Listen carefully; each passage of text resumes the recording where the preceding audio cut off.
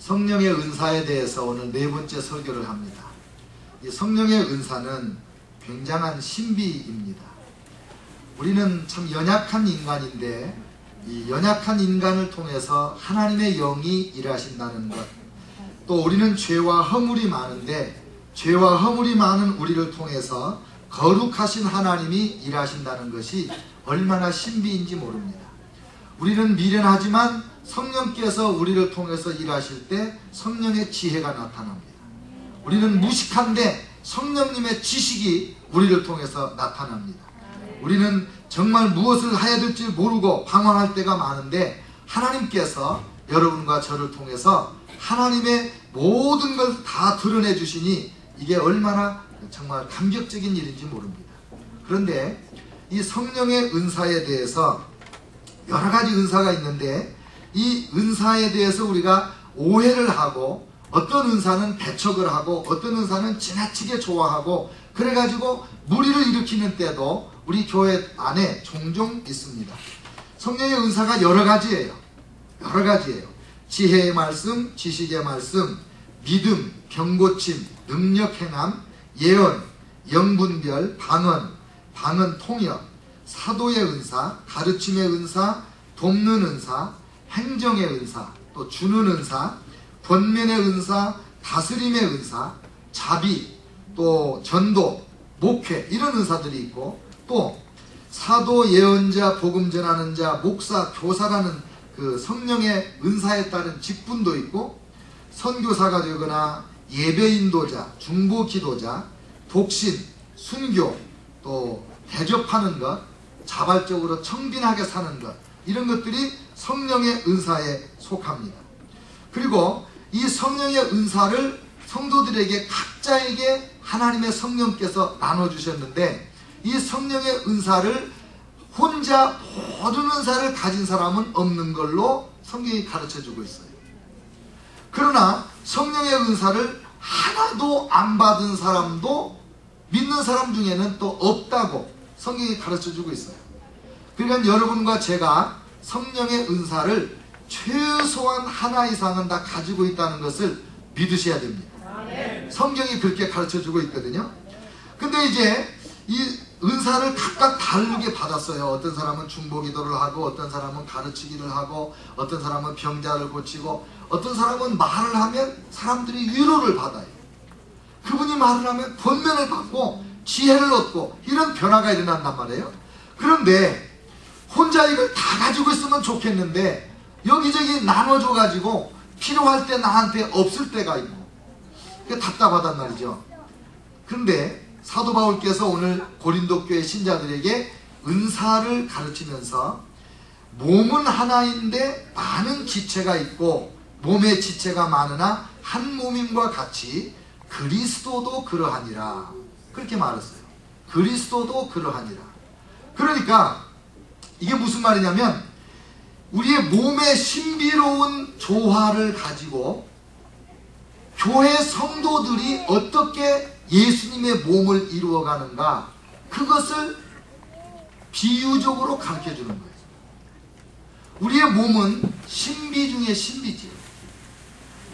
우리 한의학을 공부하는 분들은 이 인체의 신비에 대해서 가장 그 경외감을 많이 느끼는 분이 아닐까 그런 생각이 들어요. 그런데 뭐 한의학까지는 저는 잘 모르지만은 어쨌든 우리 몸에는 지체가 많아요. 손, 발이 있고 뭐 사지, 백체, 오장, 육부 이렇게 말하잖아요. 얼마나 많은지 몰라. 얼굴 하나에만 해도 눈이 2개고 코가, 귀가, 입이 있고 그리고 이 모든 것이 얼굴에 속해 있는데 여러분 얼마나 과학적인지 아세요? 우리 눈의 두 거리가 있잖아요. 눈과 눈 사이의 거리가 이게 진짜 과학이라는 거예요. 만약에 눈이 이쪽으로 양쪽으로 붙어 있으면 얼마나 심각하겠어요. 또 눈이 2개가 딱 붙어 있으면 거리 감각이나 이런 걸 잘 파악을 못한대요. 이 2개의 거리가 딱 과학적으로 최적의 위치에 있어서 이렇게 삼각형으로 딱 거리를 재는 거라는 거예요. 하나님께서 이 신비하게 만든 우리 몸의 다양한 지체들이 서로 협력해서 한 몸을 이루는 것을 지금 설명하는 거예요. 12절 13절 몸은 하나인데 많은 지체가 있고 몸에 지체가 많으나 한 몸인과 같이 그리스도도 그러하니라.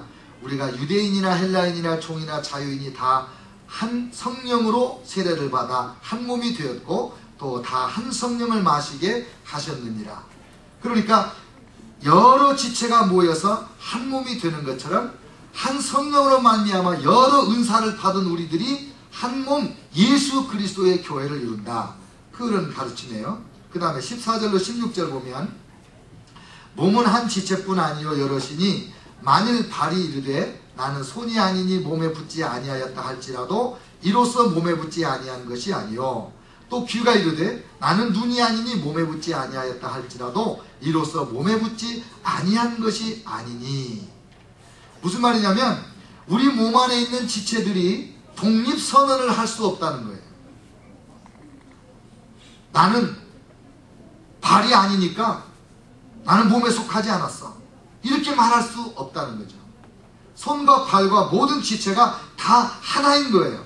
내가 귀가 아니라고 해서 내가 눈이 아니라고 해서 몸에 속하지 않은 것이 아니라는 거예요. 당연한 얘기인데 이게 왜 중요하냐. 나는 뭐 목사가 아닌데 뭐 내가 교회에 책임질 거 뭐 있나. 그럴 수 없다는 거예요. 나는 장로님이 아닌데 뭐 교회에 뭐 속썩을 게 뭐 있나. 그냥 은혜만 받고 왔다 갔다 내 실속만 챙기면 되지. 그게 아니라는 거예요. 여러분과 제가 다 그리스도의 몸된 교회에 속한 지체로서 나 혼자 따로 떨어져서 돌아다니면서 그렇게 할 수 없는 것이 교회다 이거예요. 내가 받은 은사는 시시해가지고 뭐 나는 그 은사 안 써먹어도 뭐 쓰고 싶지도 않아. 그럴 수 없다는 거예요. 왜? 그 은사를 사용하지 않으면 그 교회는 그 사람이 안 사용하는 은사만큼 부족한 거예요. 여러분과 제가 모든 은사를 다 사용해서 서로 협력할 때 그때 온전한 교회가 된다 이거죠. 몸의 모든 지체들이 협력하듯이. 그리고 이 몸의 지체들은 서로 의존적이죠. 여러분 이 눈이 도와주지 않으면 음식을 어떻게 먹겠어요? 이빨이 도와주지 않으면 어떻게 음식을 소화하겠어요? 이빨이 말하기를 난 말이야 죽도록 깨물어도 맛도 모르고 나 오늘부터 일 안 할 거야. 그래서 이빨이 가만히 있으면 조금 지나면 이가 떠요. 영양분이 실조가 돼서 이빨이 이렇게 흔들리고 뜬다고. 그러니까 우리 모든 지체가 서로 의존적으로 한 몸을 이루는 것처럼 성도들은 각자의 받은 은사를 가지고 서로 섬기고 서로 도와주고 그래서 건강하게 된다 이거죠. 이빨이 음식을 씹을 때 아무 맛을 몰라도 자기에게 그게 유익한 거예요. 내가 달리기 할 때 심장이 너는 열심히 뛰어봐. 나는 그냥 내 속도로 갈 거야. 그러면 이게 뛰어지겠어요? 모든 것이 협력을 해서 건강한 몸을 이루는 것처럼 성도들이 그렇게 서로 의존적인 관계를 가지고 살아야 된다는 거예요. 그 다음에 21절 눈이 손도로 내가 너를 쓸데없다 하거나 또한 머리가 발더러 내가 너를 쓸데없다 하지 못하리라. 우리 몸에 모든 지체가 다 필요한 거죠. 눈에 안 보이는 이 오장육부도 얼마나 중요하겠어요. 보세요 여러분. 옛날에 맹장염으로 돌아가시는 분들이 꽤나 됐어요. 의학이 발달하지 못했거나 또 의사 선생님이 너무 병원이 멀어서 특별히 급성 맹장염 이런 거는 저희들 어렸을 때는 두려워했던 병이었어요. 24시간 내에 수술 안 하면 죽는다. 근데 한동안 또 맹장은 진짜 우리 인간의 몸에 쓸모없는 데 그 달라붙어 있어서 맹장염이 생길 수 있으니까 잘라버려야 된다. 그래가지고 병 안 걸리는데도 자르는 일이 있었다고 제가 들었어요. 근데 나중에 알고 보니까 이 맹장이 쓸모없는 게 아니래요. 거기에 우리 몸에 아주 중요한 엔돌핀이 저장되기도 하고 거기에다가 몸에 들어오는 뭐 나쁜 걸 저장해서 이렇게 두어야 그 몸에 병이 안 나고 뭐 이런 중요한 역할을 한다는 것을 발견했다는 거예요. 제가 잘 모르지만 하여간 대충 돌팔이 시식으로 지금 말씀을 드리는 거예요. 그러니까 우리 몸에 안 필요한 건 없는 거예요. 다 필요해요. 다. 이게 왜 붙어 있어요? 이게 이게 뒤에다 딱 붙이면요 소리가 잘 안 들린대요. 이게 없으면 소리를 잘 못 듣는 거예요. 그러면 여러분과 제가 교회 안에서 아이고 아무개 집사는 말이야 아무것도 안 하고 그냥 예배만 드리고 밥만 먹고 그냥 왔다리 갔다리 하니까 그 사람 필요 없어. 목사님 그 사람